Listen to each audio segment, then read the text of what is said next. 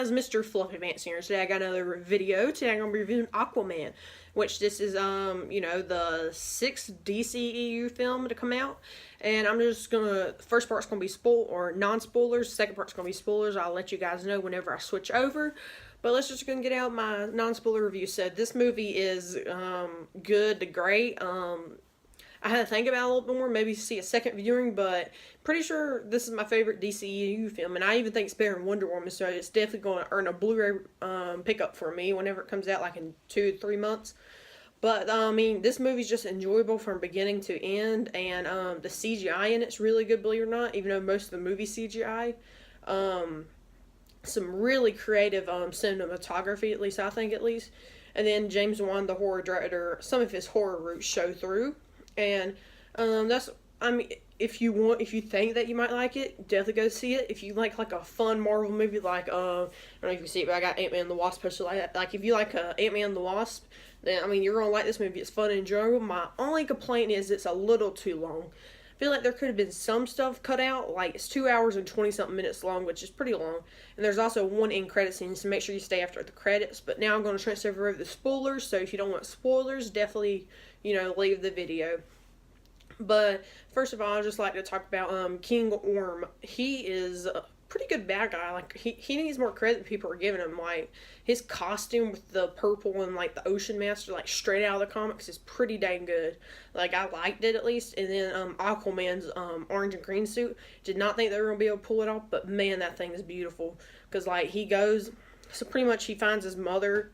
Because he thinks his mother was fed to the Trench people, which is one of the tribes of Atlantis, which they were just like savage creatures. But he thinks that they fed her to them, which they did. But she escaped through one of it's like a portal kind of thing, and she got like teleported to the center of the earth, which this whole earth. It's like an island in the middle of the earth where there's like crystals around it. It's beautiful. You got like dinosaurs everywhere and stuff. And they find her there where she's been living for like 20-something years. And she tells Arthur that only the true king can get the trident. So he goes through the waterfall, and like it's very atmospheric, but like there's this huge creature.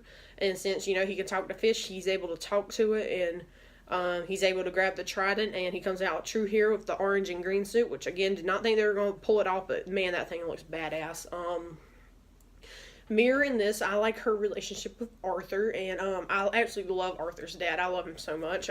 He's just so great in it, and then the bar scene is so funny where they're just like, we just want a photo with you, man.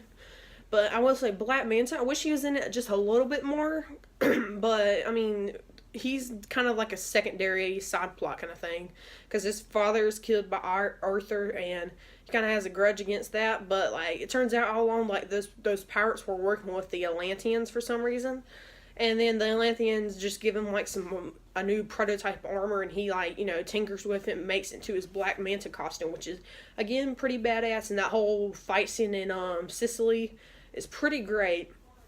I mean, that's where a lot of the great cinematography comes through. And then, he actually does beat Arthur's ass for a little bit at least, until he goes crashing down the rocks, which I don't know, it's just the way that shot I liked. Then they kind of forget about him until the very end of the movie. You see him floating, and he's rescued and all. And there's like this other character. I have to do some research, but I'm not sure quite who he is. He's probably some comic book character or something. But I mean, Black Manta, he's just kind of a secondary kind of thing. But the Atlantean guards are pretty dang cool. Their costumes are kind of over the top and all, but I think that's kind of the point. But I mean, they're pretty awesome. The Atlantean armed guards, you know what I'm talking about, the white and then the red ones. And then and then the whole in third act battle between the three kingdoms. I think it's Atlantis, Mirror's people, and the fishermen all join together fighting against the brine, which are pretty much crab creatures. That battle's pretty dang epic. It's a lot of CGI, but I mean, it's still pretty good. You can just feel the epic sense of it all, scope of it all. And then they fight, and then eventually Aquaman shows up with the creature, and then hit the trident, and that creature is like just killing people left and right. And then they're finally like, you guys stop this. And then he turns all their fishes they're riding on against the Atlantean army, and he rises the trench, and like it's just it's just like a cluster, a cluster. You know what I'm talking about? But I mean, that whole part is pretty dang good. And then he comes through, saves the day, and then she's like, he's killing too many people. You gotta. She tries to, compel to her father, he's the rightful true heir. He's got the trident, and if you don't honor that, then that's against everything you ever knew. So I mean, he's like, of course. So then, pretty much, they're on the surface battling on top of like the sub or whatever, and everyone's just around watching. And eventually, Ocean Master's trident is broken, and one thing I thought was interesting is I actually really like Arthur's dynamic with Ocean Master. Like, I mean, he still loves him even though he never met him and he's his brother and he tried killing him before. Because, I mean, he's just like, take him where you can get a view or something like that. And he takes him there and he's like, I'll talk to you later after a little bit or something like that. So, I mean, he still cares for him. And then, everything's united. The mother goes back to with the father on the end of the dock, which is really sweet because each day he'd come out at sunset and sunrise at the end of the dock because she said she would meet him back there one day, and eventually one day it pays off. So that's all nice and all. But I will also say I did like the part where it's young Arthur at the aquarium. I thought that was a pretty good scene.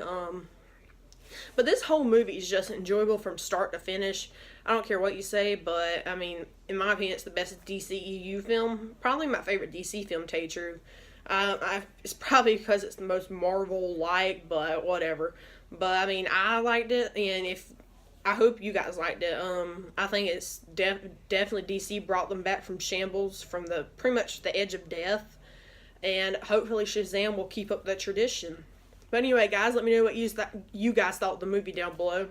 Add a little ranking for me about the DCU films.